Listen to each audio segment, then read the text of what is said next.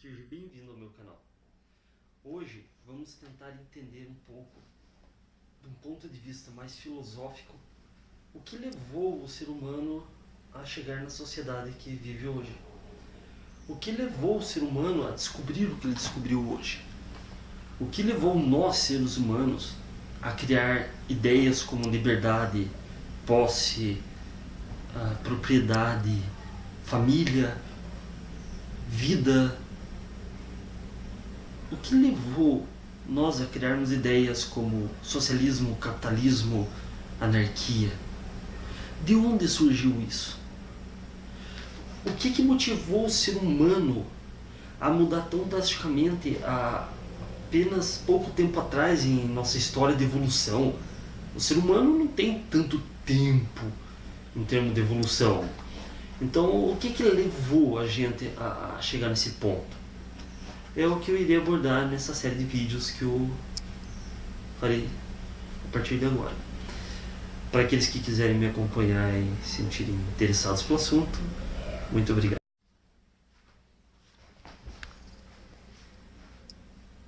Nós somos seres humanos. Há muito tempo atrás, não sei exatamente, nós nos tornamos Homo sapiens. Nós evoluímos a esse status mental que nós temos hoje. E você deve se perguntar se nós possuímos a mesma ou semelhante capacidade mental que o ser humano tinha, sei lá, 1 milhão de anos, 500 mil anos atrás, não sei exatamente, não sou antropólogo, então não consigo afirmar exatamente há quanto tempo. Mas se nós já tínhamos essa capacidade mental, por que nós não conseguimos definir isso antes? Quem nós somos? Por que a sociologia? Por que a filosofia, a matemática, as ciências, as línguas não se desenvolveram antes? Existe uma explicação lógica para isso. E a explicação lógica parte do pressuposto de que nós somente conhecemos aquilo que nos é passado. Nós apenas conhecemos aquilo que nos é ensinado, que recebemos como uma carga cada degrau acima em nossa evolução social. Além de nossa evolução física como seres humanos, como humanoides, no status animal que nós temos, o nosso cérebro, nós temos a evolução social. Nós evoluímos a nossa capacidade mental de projetar o que conhecemos. Então vamos lá. Se você pegar entre 30 e 10 mil anos atrás, o que tinha antes disso? Nós tínhamos seres humanos caçadores, coletores, catavam frutas e pequenos alimentos nas florestas, em topos de árvores, cavernas, restos de alimentos. E nós tínhamos os caçadores. Eles se organizavam em bandos e caçavam animais selvagens. Bom, o ser humano já tinha conseguido desenvolver algumas ferramentas, já tinha descoberto o fogo, já tinha sido capaz de se organizar de forma a fazer caças complexas, desenvolver estratégias de caças. E isso foi muito importante para a nossa evolução, muito mesmo. A questão é, entre 30 e 10 mil anos atrás, o ser humano descobriu uma nova ferramenta. Ele conseguiu descobrir a capacidade que as plantas tinham de se reproduzir. Observando a natureza, observando como funcionava, como se planta uma semente, ela brota e nasce uma planta nova, da qual você vai retirar o seu produto, o consumo, o que você vai consumir, você vai retirar do que você plantou. Eu não posso nem imaginar a revolução que isso causou na cabeça dos seres humanos primitivos. Nossos ancestrais devem ter tido uma epifânia, tipo, meu Deus, o que é isso? Então, nós pegamos um conceito simples, que é plantar. E esse conceito simples conseguiu criar no ser humano uma chance dele evoluir numa velocidade que ele nunca havia evoluído antes. Mas por quê? Bem, agora que o ser humano não depende mais apenas de caçar, ele tem um tempo extra. Ele tem um tempo para raciocinar, questionar e descobrir quais são as melhores formas de fazer alguma coisa. Coisa que o ser humano nunca tinha tido chance antes. Antes eles caçavam por sobrevivência.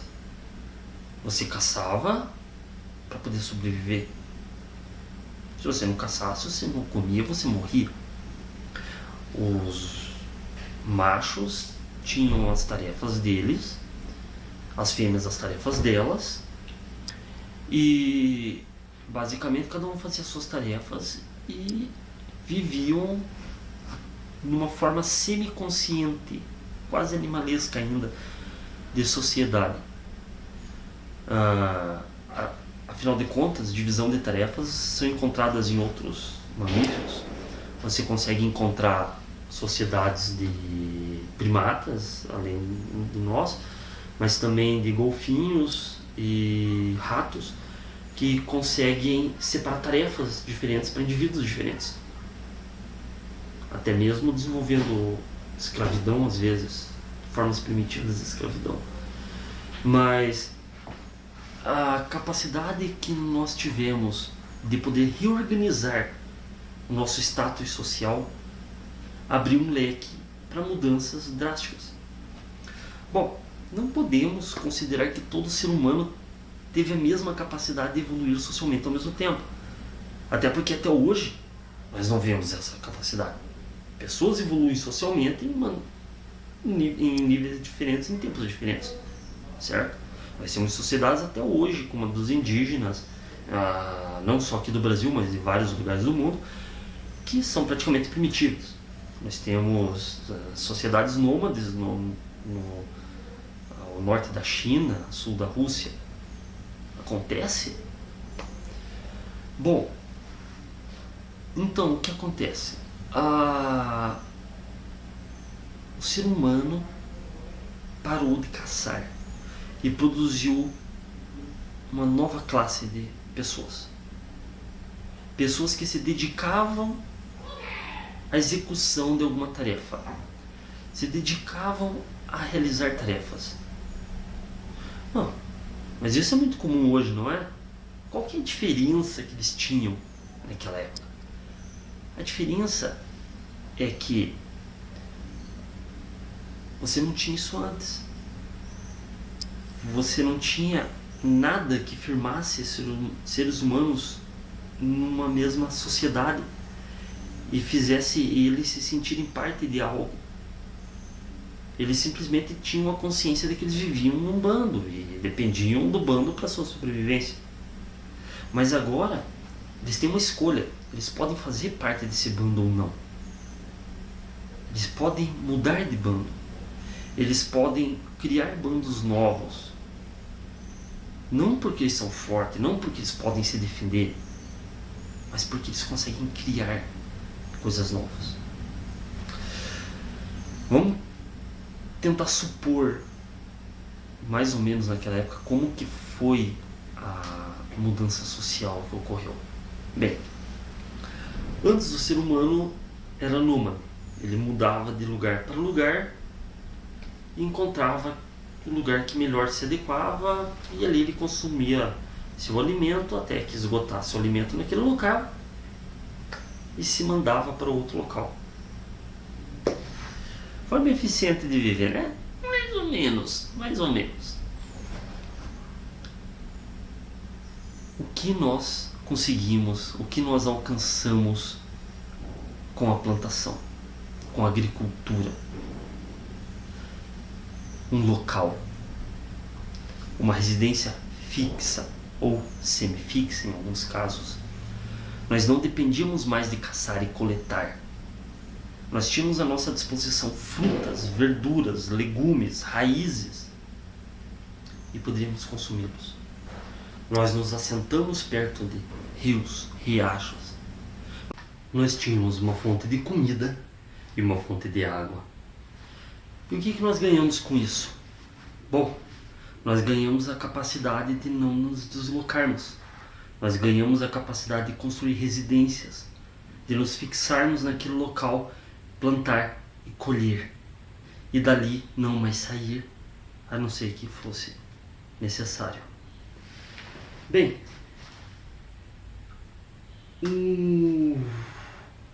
nós tínhamos agora a necessidade de gerir todos esses recursos. E como que você gera esses recursos? Bom, você precisa de um líder. Mas um líder que não seja um líder obsoleto, como nós tínhamos antes. Antes nós precisávamos de um líder que liderasse a caça e que liderasse como a estratégia toda de caça. E agora nós precisamos de um líder que possa gerir os recursos.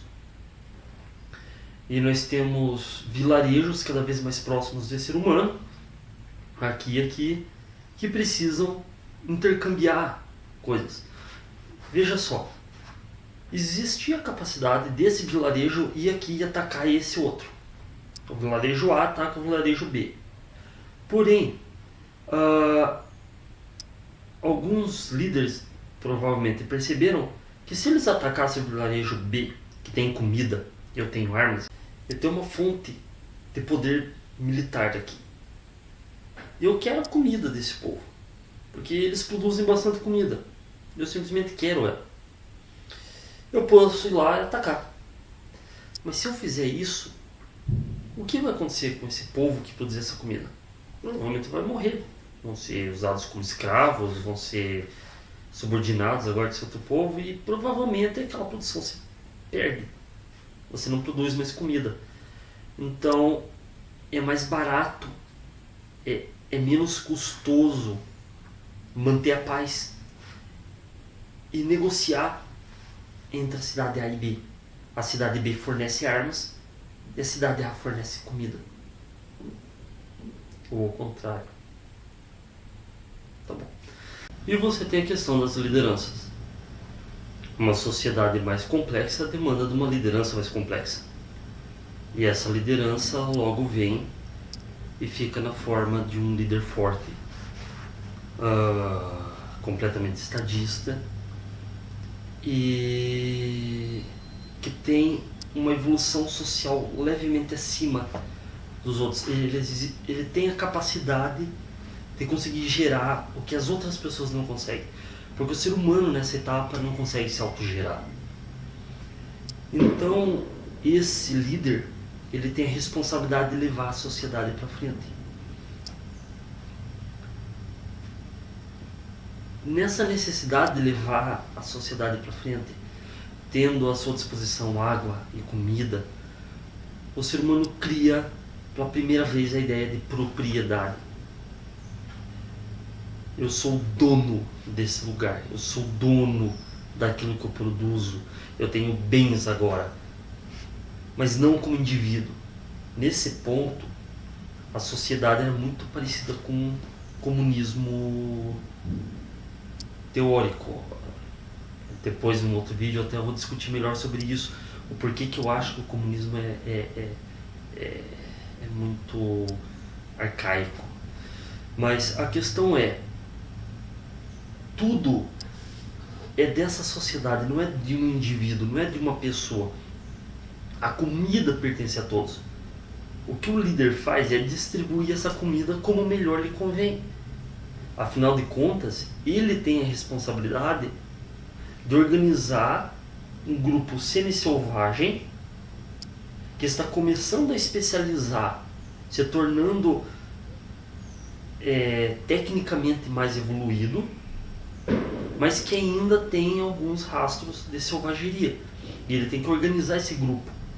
Ele tem que eliminar essa selvageria aos poucos, é o trabalho dele. Sem isso, não formam-se as engrenagens que vão levar à próxima evolução social humana, a qual irei discutir no próximo vídeo. Eu espero que vocês tenham entendido tudo que eu quis explicar.